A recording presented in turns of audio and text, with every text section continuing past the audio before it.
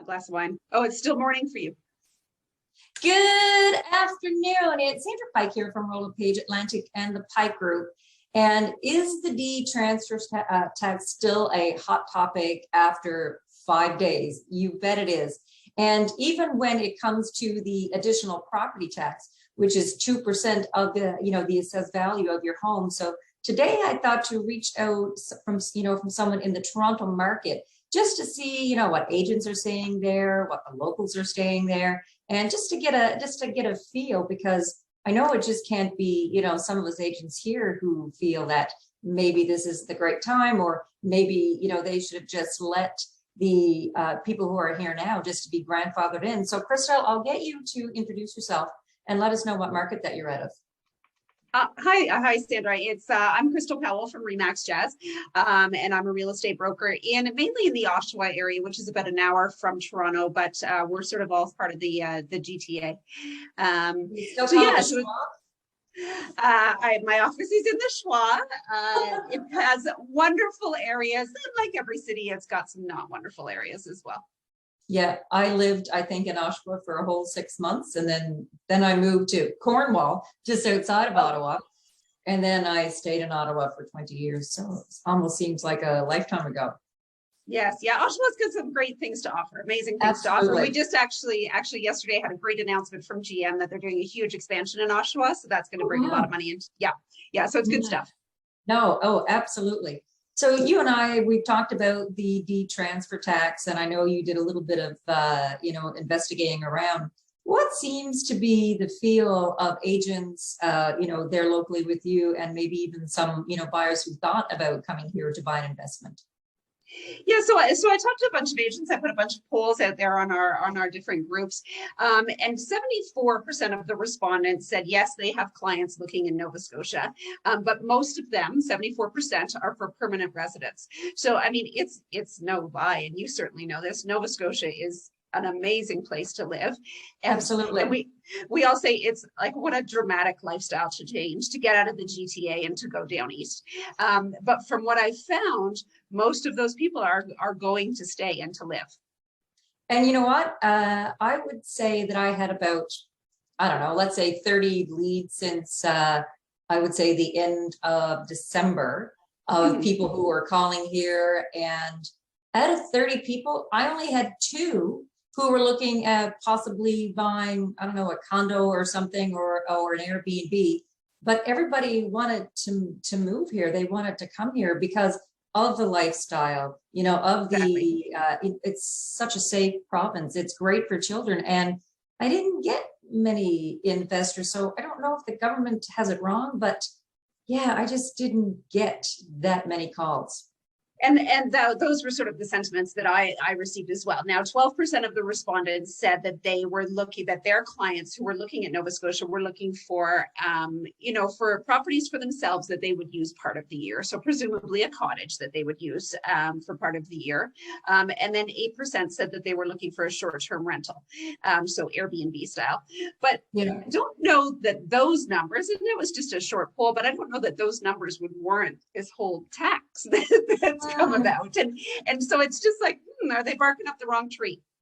Yeah, and so I would say it would be very difficult to see how the whole province feels, but I know there is some backlash, and some people are really upset with the people in Chester, and they're saying you deserve to have the tax, etc. But interesting call I had yesterday. So this lady, originally from Halifax, her parents own a house in the South End, and when her mom and dad passed away, she would have purchased the house from the estate because it would have to be divided up against the brothers and sisters. So she didn't want to rent the house out. Mind you, she has a caretaker who stays at the house on a full-time basis. And what was important for her is that she can come down on a, Easter long weekend, or, come down and stay the summer. So now, as apart from paying, and she is from Halifax, so they're not ready to come back here yet. And, now she's going to be charged an extra 2% based on her assessed value. Like, to me, that doesn't make sense at all. Doesn't make sense at all. No, I agree. Now, do you think that there's any hope that, those people that own property already, that they would be grandfathered in? Like, do you think that there would be any, they've put it out there already. Do you think that they would backtrack and go, okay, for all of you folks that have already owned, the new tax is for the new people? I would like to see that happen, but I don't think it would. And again, I'm not sure how having the additional property tax, for example, is going to open up the market. And let's say, so New Brunswick is right next door to us. And I know that some people would have, just a little cottage over here in Nova Scotia, probably close to the border, right? Yeah. And it's not winterized. It's just a place for them and their family. They go each year. Just like there's people from Halifax who go to St. Andrews, New Brunswick, right? And they spend time there. So, to tax these people with an additional 2%, and not all of these people are multimillionaires from Chester. It's the small families who, they saved their money, they bought a little place, and I don't know. I just think it should have been grandfathered. And for the record, Tim Houston, I'm a fan. I really like him, and I think he's done a great job since he's got into power. He's probably one of my favorites so far. I just wish they had thought it a little bit, a bit further, just to think about, those scenarios, right? Right. And, now, I don't know if you've. Oh, sorry. Oh, go ahead. I don't know if you've heard about the changes that are happening in Ontario with the foreign buyers tax. Yeah, so previously it was a 15% foreign buyers tax in the greater Golden Horseshoe. So that's basically, sort of the pocket of land that surrounds Lake Ontario. So just recently, I think Thursday, Doug Ford, our premier, announced that was going to be changed. So now, first of all, it's going up to 20%, but it's for the entire province. And then they're removing, some of sort of the ways of getting out of it. So if you were a full-time student here, then you weren't subject to it, and there were some other ways you could get out of it. So they're removing those caveats and saying, no, foreign buyers anywhere in Ontario, you're now paying 20%. But those are foreign buyers; those are not Canadians. Okay, so but define, would I be a foreign buyer if I was from the U.S.? Yes. Yep. Well, now that makes sense. Right? So I think that your government should follow our lead. Yeah. So if but I don't think we have many foreign. Well, again, I wouldn't know the stats about how many people from Europe, for example, who would be purchasing here. But that would make sense. Now, so we have the property tax and the deed transfer tax. So what are you implying again? That's the 20%. So this is a foreign buyers tax. So that would be what you're referring to as a detransfer tax. Okay. So so in Ontario, go ahead. In Ontario, we have a land transfer tax. So I'm assuming that's the same as your detransfer tax. Yeah. So when you purchase a property, if you've never owned property anywhere in the world, you have to pay a land transfer tax. And now again, if you're a foreign buyer, now you have to pay this. Well, you always had to pay it, but now it's bigger and broader. Now, if I was paying 15% before, do I have to pay more now? Or 20% now. Yeah. And that's 20% a year for taxes. Yeah. 20% once. No. This is not. This is not around your property tax. This is on purchase. Okay. Well, okay. But how about my property taxes? How is that? Not affected. Not that I'm aware. There was nothing in the report that said that there were any effect on property taxes. And what's been the sentiment, from people who are, it's say in around the GTA where you are, what are their thoughts? Well, I mean, there's two different pools and probably similar. I mean, with so many things, there's two different pools. There's one pool that says, oh yeah, the investors are ruining the economy, put it to them, right? And then there's other people, perhaps investors or mom and pop investors that are saying, you know what, we're just trying to feed the economy. We're trying to make a living. We're trying to support our families. Why are we the bad guys? So I think that's not a new sentiment. Is 5% going to really make any difference? Because really, as an investor, investors are all about the numbers, right? So you do your math. Okay, so the cost of doing business a month ago was an additional 15%. Is an additional 5% on top of that going to make it now an unprofitable business? My guess is not. It's going to lean out your profits a little bit, but is it going to now turn you into like a net zero or a loss? Probably not. But you know what, though? If I come down and buy 12 doors, I'm exempt from it. It's only if in Nova Scotia. Yeah. Oh, that's interesting. Okay, I wasn't aware of that. Yeah. So if I own 3 doors or less, I'm getting targeted. But if I'm a big investor, giddy up, go ahead. You're not being charged anything. Isn't that interesting? Because yeah, the smaller doors, typically they're the mom and pop, or like you said on your panel the other day, it's, you know, maybe somebody's kids going to Dow and you're going to buy them a condo or something like that. Yeah. And I don't know if the public really caught that, because it's not someone from Ontario buying a condo that's doing up our, you know, that's killing our market here. It's not that, but you know, if they're looking at, you know, getting more money for the economy, why wouldn't you go after the big investors for more money who would be coming here and don't own locally, right?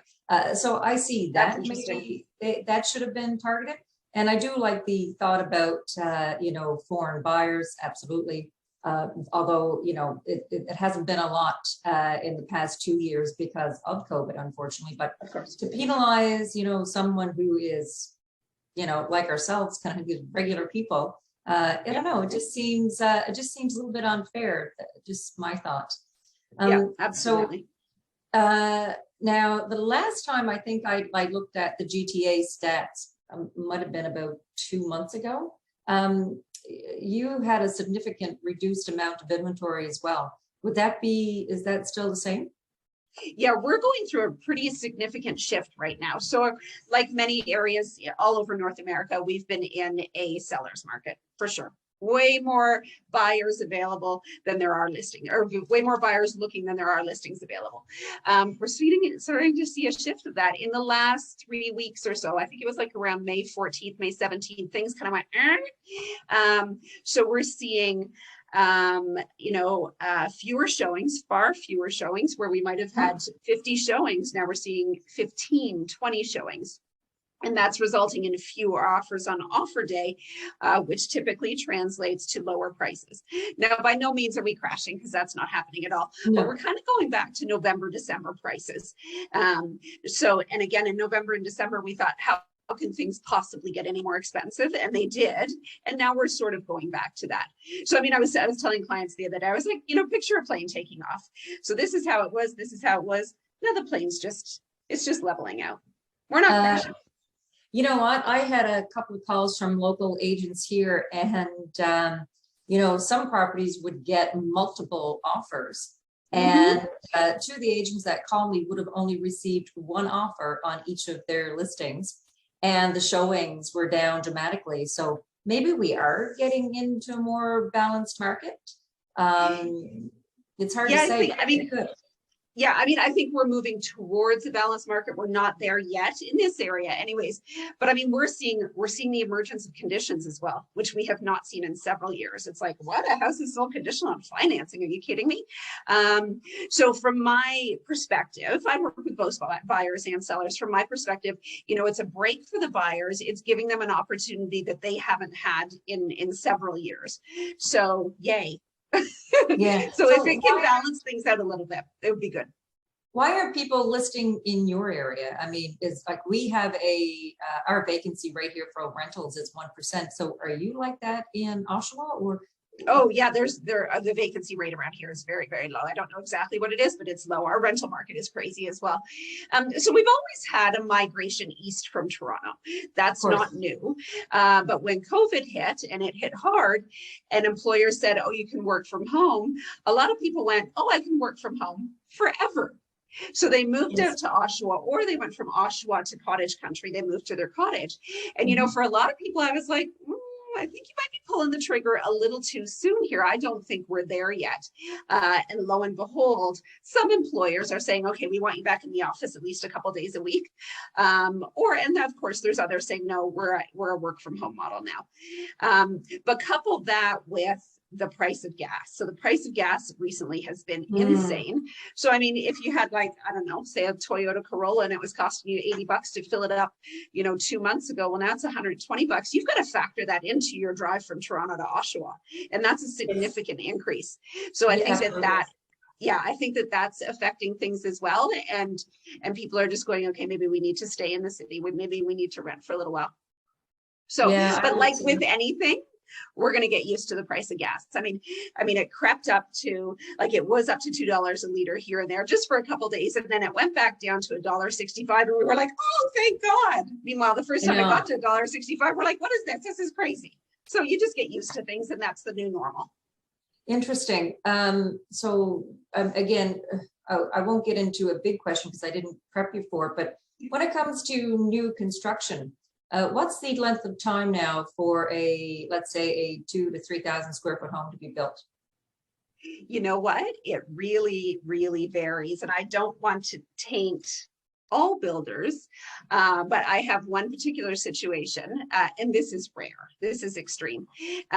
Buyers bought in October of 2017 to be built February of they bought in October of 2015 to be built February of 2017, and they're still waiting. Wow. So and it's probably going to be about February of 2023. So that is a 6-year wait. Now that's extreme. That's unusual. That's not all builders by any stretch. But I mean, the turnaround is within a few months typically. So here we were at pre-COVID, we were at 8 months to build a home. I would say maybe before that it was around 6 months. Then we went to 8 months. And now I would say we are anywhere from 12 to 15 months for a build here locally. Okay. Yep. And I don't think, and again, I don't deal with a lot of that, but I don't think it's that far out. Gotcha. So do you have any predictions? We're going to be at the end of the year in your market. Do you just see it to continue to glide through, or do you foresee any type of dip? Well, I think it's going to depend a lot on how the media deals with things. Because I mean, they put a spin on interest rates and gas, and the recession is coming in, and so I think it depends on how things are going to be spun. Hopefully we're kind of done with COVID. Hopefully we don't have another wave. I would like to see us move into a more balanced market and sort of stay where we are to give those buyers the opportunity to sort of get in and get in and feel good about it. Because we had lots of buyers getting into the market and going, oh, holy cow, I don't really feel this great about it, but at least I got a house. Absolutely. So, what would be the average price point now? So in Toronto, it is 1.2 million. Wow. So, and interestingly, in Durham region, so in Toronto, it's 1.21 million, and in Durham region, it's 1.22 million, which is shocking that they're actually that close. So those stats were for February. So what's funny here, so Harrietsfield, really took a long time to get off. So that would be a little community, let's say 20 to 30 minutes from from city center. And the average house price there, it's the most profitable in the city, is 600,000.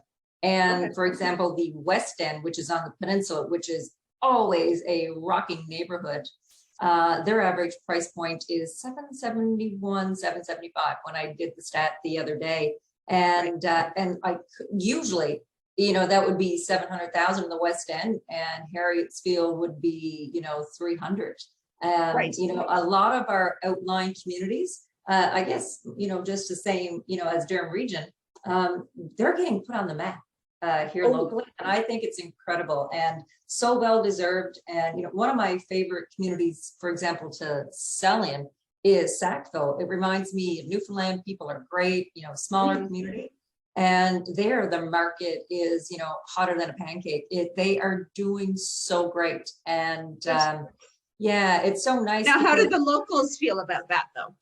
Well, the sellers obviously in that area are extremely happy. And, but it makes you wonder, we just had a baby split sell for 500,000 and, it's listed for 279, which is actually a great price because the guy only bought it prior to that for like 200 and change. So made like an almost $300,000 profit, like, you know, good for him.